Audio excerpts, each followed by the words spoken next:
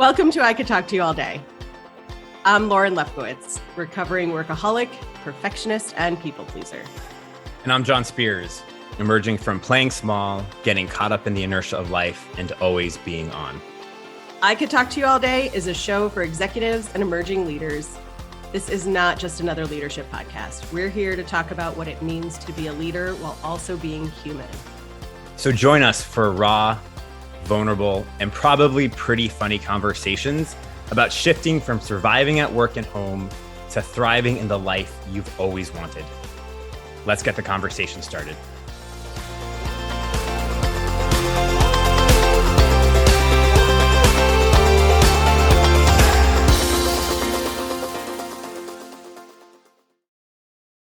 Hey, yo, Lauren Lefkowitz. John Spears, what's happening? What's happening? So many things are happening. It's really exciting and really scary and so many things, like all the things. But I'm doing really well. I'm doing really well, actually. That feels like the honest response that most people replace with, fine, thanks. How are you? Yeah. I'm working on honest responses when people ask me how I'm doing. And I think if folks are following our episodes, like I think we were both in the fall, whatever episodes those were, kind of in this really challenging place. And I feel like maybe it's like spring is approaching, maybe just the seasons in our own respective lives are changing, but there's like a little more life, a little more energy, a little more perspective, some growth, some like roots digging deep, and also some sprouts kind of springing up off the ground, out of the ground. And so, yeah, it's exciting. It's also hard and challenging and sometimes difficult, but really good, really good. Love that. So great. Love it. I am also pretty great. Amazing. I just had a really cool couple of weeks for like, good and bad reasons. My one of my very close friends who was one of my biggest supporters 4 years ago when I broke my shoulders, who took puppy in, who fed me a banana in the hospital when I couldn't use either one of my hands, had to have shoulder surgery, kind of poetically. And so I just stayed with her for a week and a half, and her 90-pound dog and my 20-pound dog, which was a funny little duo of animals. And I just had this like big influx of gratitude that I've built this life where she told me she was having surgery and I said, hey, I'll stay with you. And she said, you can do that? And I said, yeah, I can. And 5 years ago, 80-hour-a-week me would have just said like, oh, I'll be thinking about you. I'm going to call you every day. I'm going to check in all the time. You tell me if you need me to send you anything. And the current me, who's created all this space in my life, automatically said, let me help, and really meant it. And it didn't feel like a burden. And it didn't feel like, oh my gosh, how am I going to balance all this stuff? I still felt a little bit like, oh my gosh, how am I going to balance all this stuff when it actually came up? Because it is a big like shift in your life to go and live with somebody else for a couple of weeks. But it was amazing. And she's doing really well. And she's working really hard on the, things she's supposed to do to make her shoulder better. And it was both like therapeutic and healing for me to be with somebody else in their shoulder experience, and also a little bit re-traumatizing to remember what it was like to not be able to use my shoulders and my hands and that sort of thing. But man, am I grateful for this life that I've built this way. Amazing. Awesome. Hey, as you were speaking, I kind of was reflecting on why things were like the reason behind things have shifted for me. And as we were talking before we hit record, as you've been on this journey with me for this past like year, I've really made some very conscious choices that have put me squarely outside of my comfort zone. And it's like a really amazing feeling, but this like really icky feeling, the experience I'm having in my body, even now as I talk about it, is just kind of like this like tension between my shoulders and this like kind of like itching to get out of my skin experience. And as we've talked about, I've continued to make choices outside of that comfort zone. And it was really hard at first, lots of like anxiety and chafing and doubting and questioning. And I think the reason that things are going so well is that not necessarily like the experiences in my life have changed or like the situations in my life have changed, but the fact that I am able to sit with discomfort to a greater degree now than I ever have before in my life, that has totally shifted my perspective. And it actually kind of plays really nicely into what we're going to be talking about today. And a little bit of a riddle about today's topic. Can you guess it? It's something we all have, or we all do, or we all experience. It helps us in some ways, but it also holds us back in many, many ways. And the topic for today's conversation is our survival mechanisms and those things that we do to keep us safe and comfortable and whole, or feeling whole anyway. Before you told us the answer to the riddle, I was going to guess brushing our teeth. Helps us, holds us back from orange juice, because who wants to drink orange juice right after you've brushed your teeth? Totally. But no, survival mechanisms is much more a speed. We should just come up with a list of all the things that my description would apply to. I really love that you pulled out brushing your teeth, but like, yes, brushing your teeth. Today, we're going to talk about the many ways you can brush your teeth and brushing your teeth styles.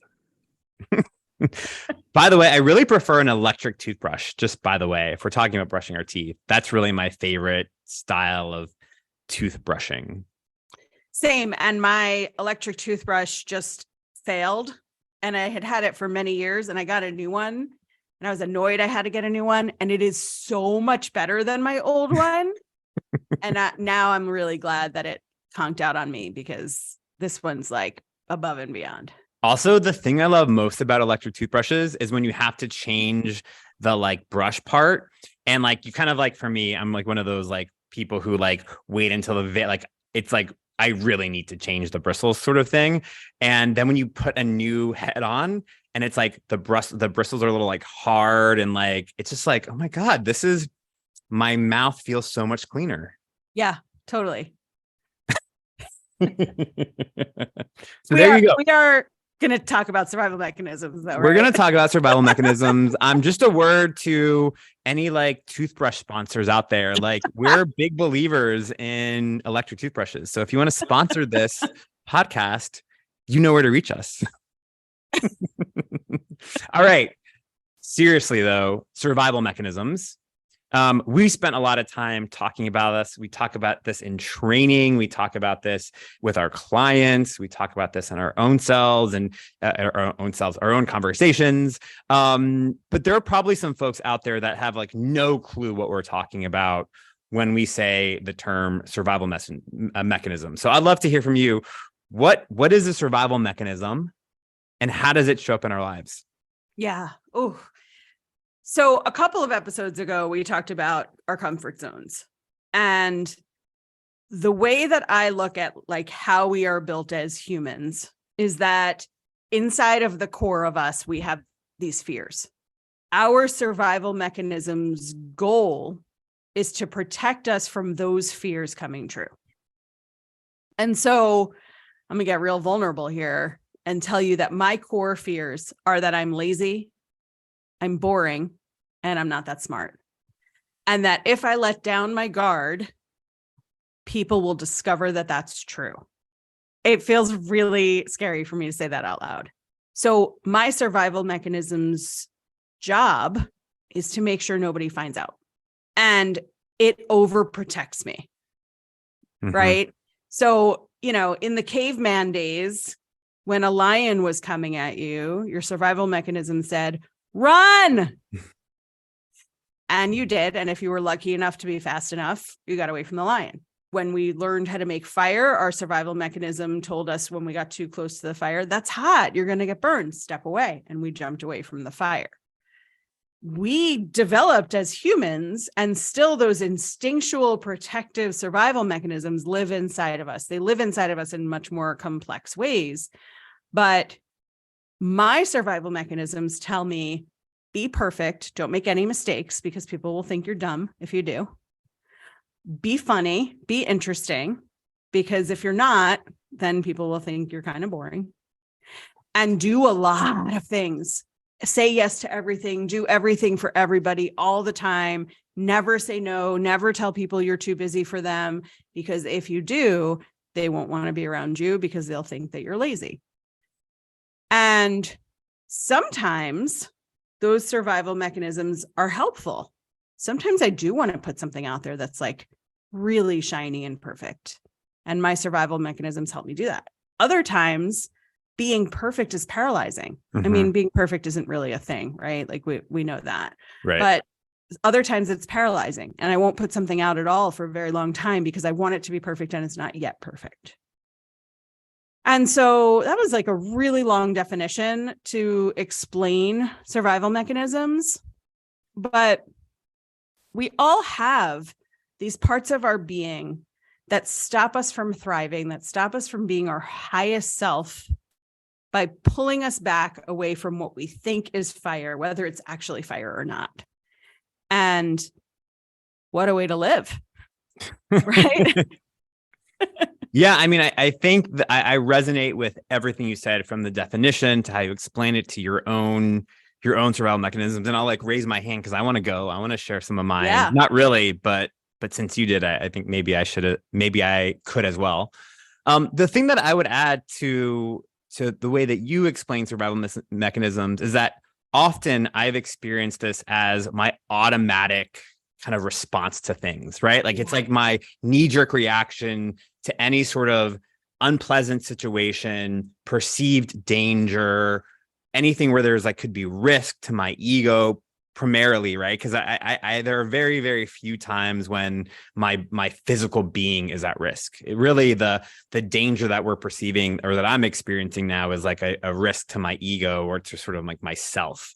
Mainly sometimes an inflated ego. And so I like to think of this also just as that like automatic way that we show up in certain circumstances. And I think that's really important to really highlight and to distinguish for leaders. And we're going to get into this in a little bit, because as leaders, we're put into situations all the time that are challenging, that are uncertain, that are unpleasant.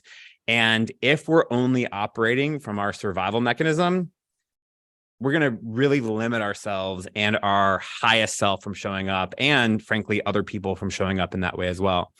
But since you shared and we're super vulnerable, and we promised in our trailer that we did months and months and months and months ago that we're going to be pretty funny and vulnerable and honest, I'll share some of mine. I think fundamentally, I have a fear of the unknown and the future and uncertainty, but primarily in the way of relationships. I think there's a fundamental fear of like not being good enough, not being worthy, and frankly, like a fear of people leaving, of abandonment. And so the way that my survival mechanisms play out are around people pleasing, around not having any needs, not being too much for people, being really accommodating. What's interesting is I don't necessarily mind conflict, but I seek to limit conflict with people that I am afraid might leave or might sort of want to say like, this is too much for me. And it's been a really interesting process. One, first becoming aware of that survival mechanism and how it plays out in my life and the consequences of that. But then also like constantly working to shift that automatic response from a reaction into those places to a more thoughtful place of empowered choice when I'm put in unpleasant situations or situations that I perceive to be dangerous. Thanks for sharing that. And I love that you use the word choice at the end of that, because when we live in this automatic of the survival mechanism and we just allow that to be the way, we're not choosing. Yeah. Right. And the added piece of the definition that is automatic is so important, because it's not like I set out to be a people pleaser. It's not like I set out to be a perfectionist. I set out to be existing in the world in the happiest way possible. But what I automatically know is that if somebody says who's going to help with this, my hand's going to go up. I'll help. I don't even know what it is. The problem with being us, right? The problem with being ourselves in general, any us, is that if we're not paying attention to those automatic ways of being, our life is running us. Yeah. We're not running our own lives. And that is a choice, right? Not making a choice is a choice. But when you're being so automatic about things, you start to think things like, well, that's just the way I am. That's just the way it is. And what you know and I know, and what we've learned and we keep relearning in our own lives is there's always a choice. There's always a choice in every moment to decide what's next. Yeah. I like to call that the inertia of life. When we're not making choices and we're living in this automatic way of being, the inertia of that experience just propels us forward in that direction until we actually like grip onto choice and say, I want things to be different, and then begin to be proactively making decisions that are aligned with our values, aligned with what we actually want in our lives. Yes. How do survival mechanisms impact leaders and their effectiveness in the workplace, at home, in any sort of setting that they might be in? I think there is a constant settling that happens when we just accept how things are. When we stay in our automatic ways of being, when we stay in our survival mechanisms, when we stay in protective mode so we don't get eaten by the proverbial lion, everything will stay the same and we will just settle there. And that's how you see teams that stagnate. It's how you see leaders who, when you ask them how they are, they say they're fine, or they sigh and they say, I'm getting by. We're doing it. Meetings, I think, become stale, chaotic. I think, especially as a leader, if you are leading a team and you are living in your survival mechanisms, you lose innovation. You probably are losing team members who aren't necessarily even sure why they're leaving. They're just bored, or they're understimulated, or they feel like they've stagnated. So I think you just lose this like forward motion and this feeling of growth and enjoyment and excitement. And everything's harder when you just let the automatic happen. Yeah. What do you think? Yeah. Yes to all of that. All of that makes so much sense. I think, my mind goes to a few things. One is, I think what happens when we live in our survival mechanism or in this automatic way of being is we really live in a mindset of scarcity and smallness. I'm not talking about scarcity in sort of like the woo-woo sense of like abundance versus scarcity, although I do think that plays a little bit into it. But we're thinking it just keeps us small. It keeps us in patterns that don't actually serve us anymore. And the impact of that, I think, on ourselves as leaders is that we're not fully actualized leaders. We're not fully actualized humans and people. And those gifts of leadership aren't really able to flow through us. It's really filtered through defense mechanisms and sort of this kind of guardedness or this shield, as opposed to operating from a place of trust and openness and learning. And even if it's uncomfortable, operating from a different place in comfort in the unknown. And I think that not only has an impact on our own selves as leaders, but that impacts our teams.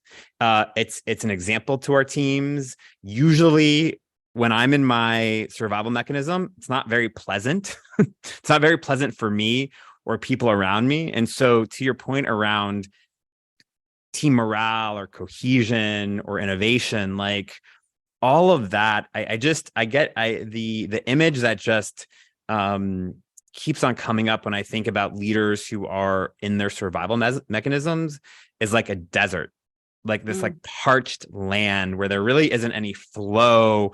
There's no flourishing. And I think that's the real consequence of leaders who are living in survival mechanism day in, day out, and not only on themselves, but on their teams. I do an exercise with my clients, which is a little bit of a play on something you and I learned in our certification training. where we really take the power from survival mechanisms by really clearly identifying them, what they are, how they impact us, what we do when we're living inside of those survival mechanisms. And then together we name them. Mm-hmm. Like we legitimately give them funny or alliterative or campy kinds of names so that we can refer to them. We can say, like, are you coming from your essence? Are you coming from your higher self? Or is one of your survival mechanisms speaking for you? Right. And what would that survival mechanism say if that survival mechanism was fully in control? Mm-hmm. And it just really highlights, first of all, we all have them. Like, there's nobody listening to this episode right now and saying, I don't have any survival mechanisms, because if they are, that's the survival mechanism right there. Yes. Check. Right. I'm okay. I don't need any help. That's one of mine too. I've got a lot of them. We have a lot of them. Yeah. But if we continue to ignore them and we continue to just let the survival mechanisms run the show, we can get by with a perfectly okay kind of life. Yep. Right. In some cases, our survival mechanisms become so damaging that they're actually destroying us. Right. In other cases, they allow us to be like, all right, not bad, but real joy and real fun and real like fulfillment and success and energy and motion. Like, that comes from recognizing our survival mechanisms and being willing and able to choose whether our survival mechanism is appropriately protecting us. And we need that protective layer. We need that automatic way of being, because we got to get through something, or whether it is holding us back and we want to choose differently. And you can't choose unless you know yourself. Right. Yeah. And I love something that just came up as you were talking, Lauren, is the fact that we all have these, right? So there isn't any, we're not casting judgment on us when we're in a survival mechanism, because I'm in a survival mechanism all the time. And I have to have awareness and create some space in my life to be able to explore and to be curious about what's happening around my responses and my reactions, probably. And so there isn't any judgment. It's about this awareness and this choice. And I love the exercise that you're talking about. I didn't always love it, but I love it now. I just actually did it again with this coaching cohort that I'm in as a client, as a coachee. And it was really fun. It was really, actually, for the first time, I had the experience of it being really fun to name it and to talk about how this survival mechanism plays out in my life and the choices. And so my survival mechanism that we were talking about was Paula the performer. And it's the person who's just like always on, who's always giving to others, who never has any needs. And to go through and to be playful with it, it just sucked out all the oxygen. It just totally neutralized the power of that survival mechanism in my life. And I'm able to identify it more frequently now that I have kind of like played with it a little bit and brought some humor and some play into it. And that's interesting because, as you know, I haven't always been a fan of this tool or this exercise. Yeah. And for the first time, I'm really seeing value in it. And I'm also I'm getting more comfortable with my survival mechanisms and not judging them in the way, or judging myself in the way that I judged myself before. When I went through the exercise of naming my own, and I have more than we named in that exercise that we did together during our certification year. But when we named the ones that we named, one of mine was named Badass Baby, which is this sense that, like, yeah, I can do anything. I can do anything for anyone, and I will, and I'm willing. And yeah, absolutely. And how come nobody's grateful?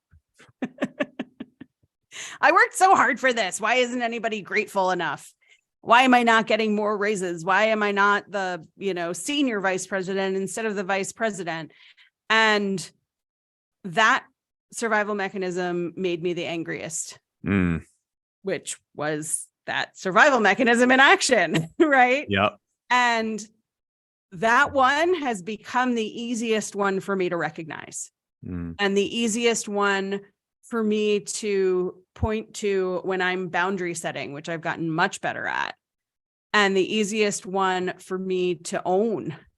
My perfect poser is one of my other ones. And that's the inner perfectionist, who still like lives pretty loudly. And I have a harder time recognizing that one.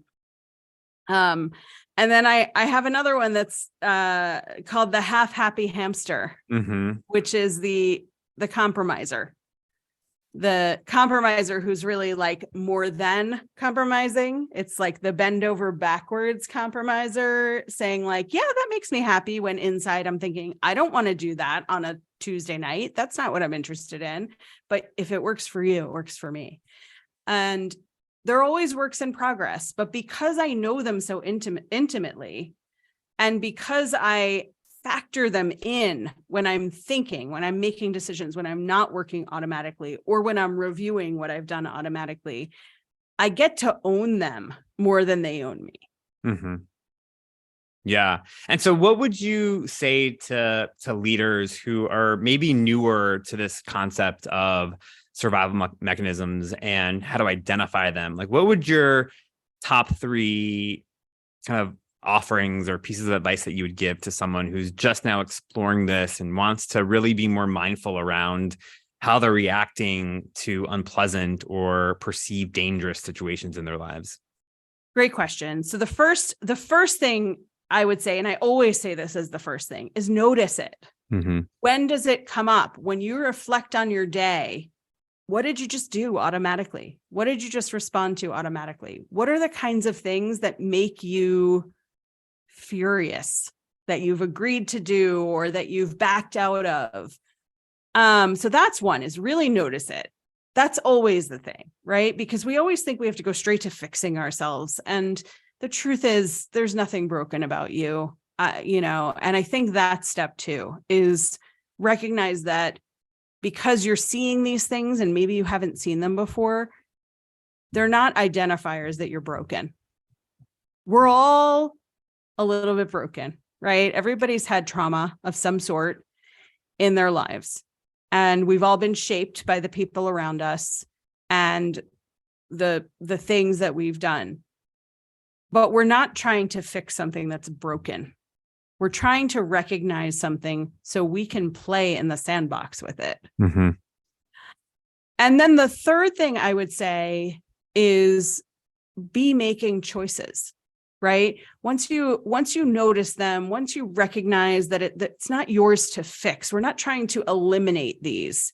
Sometimes the half-happy hamster is a great friend to me, right? Because I don't need everything to be ideal for me in order to serve somebody else. And so if my initial answer is, well, that's not going to make me happy, then the half-happy hamster can come in and say like, well, which parts of this might make you happy? And is that enough for you? Right. So I can be more thoughtful and decision focused about it. And so, yeah, so then the step 3 is choose. When does your survival mechanism serve you? Yeah. And when does it not serve you? And if we are always in choice, if we are choosing whether our higher self who lives in our wisdom, who lives in like full out joy, or whether our survival mechanism is going to come in and save us from some sort of danger or help us tame something that might explode if we don't have help from our survival mechanism, the key is to be in choice. We've called it before at cause, where we are the cause of the decisions in our lives. We're not at the effect of what is happening to us. So those would be my 3. How about you? I have 4, and they're pretty similar, but maybe slightly different. The first is around awareness. I really like when I sense danger or unpleasant situations, I really feel it in my body. So being aware of when I feel shifts in my body is really helpful for me. So I think one is awareness. The second is curiosity. So when that happens, when I'm feeling these shifts in my body, thinking about, okay, what's the cause of this? Where is this coming from? And this curiosity and exploration. The third is non-judgment. I often am in lots of judgment to myself and how I am experiencing something or what it says about me. And so for me, being able to sit with this experience without harshness or judgment towards myself, I think is really, really important.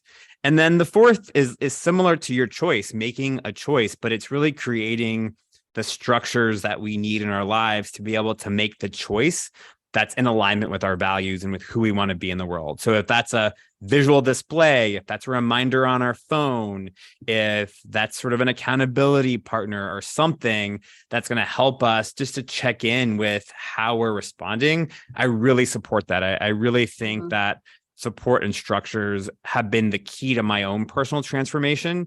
It's not just the aha moment or the moment of like, oh, here's the challenge. It's how do we shift the awareness into creating building blocks to be able to get where I want to go? And so I think those are the four kind of steps that I work with my clients. And I also work in my own life around identifying and moving through kind of choice around survival mechanism.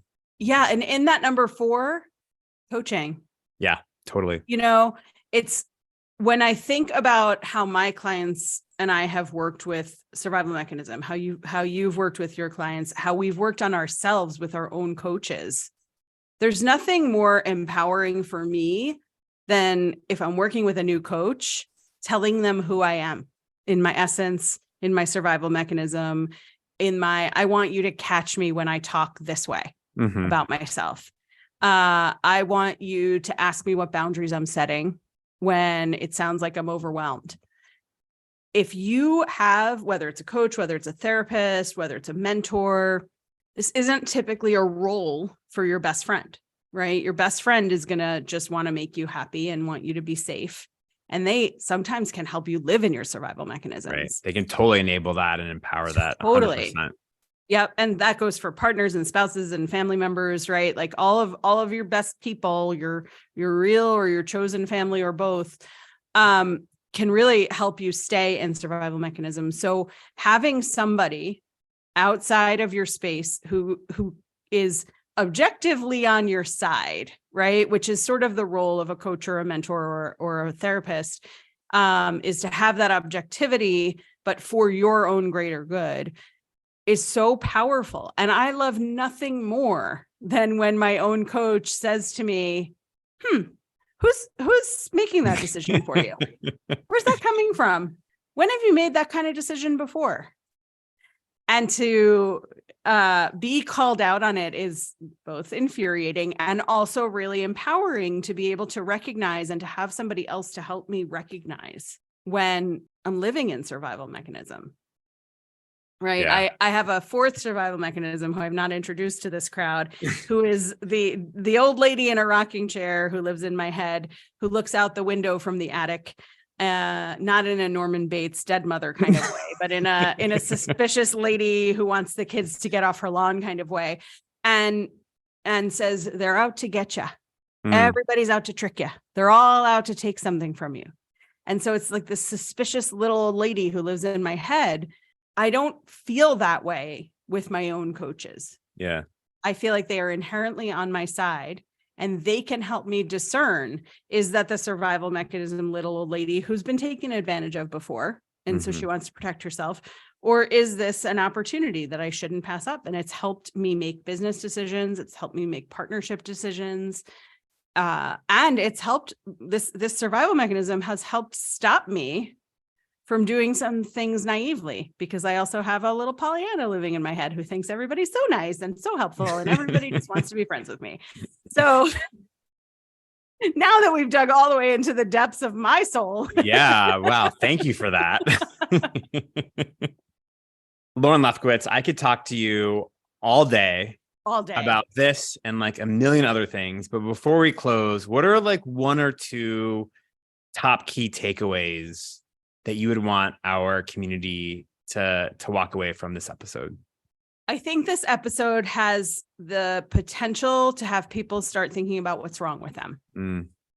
So my one takeaway is there is nothing wrong with you. Yeah. You are a whole and wonderful, amazing, interesting, smart, funny person, whoever you are who's listening. And there is nothing wrong with you.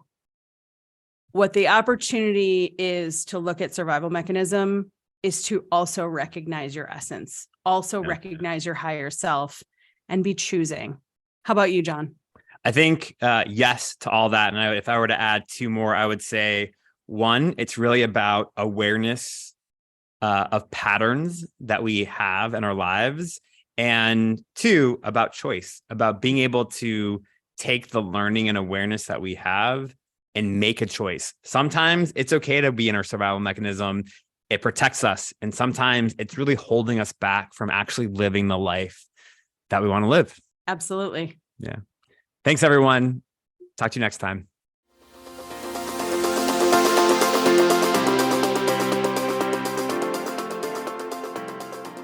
Thanks so much for listening today. We'd love to hear from you. Email us at icouldtalktoyouallday@gmail.com with your comments, questions, and topic requests. And subscribe so you don't miss an episode.